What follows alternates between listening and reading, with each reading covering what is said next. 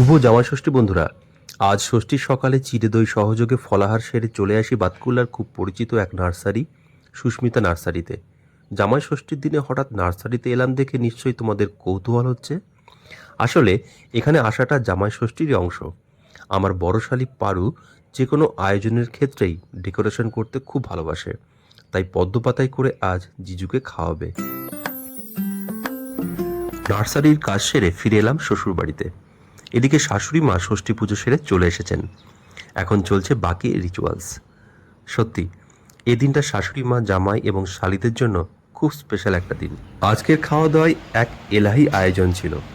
সাদা ভাত, পোলাও, 5 রকমের ভাজা, শাক, মোরঘণ্ট, পটল পোস্ত, চিংড়ির মালাইকারি, কাতলার কালিয়া, খাসির মাংস, দই, ফিরনি, মিষ্টি, আইসক্রিম। উফ, আর পারছি না, চটপট শুরু করে দিই।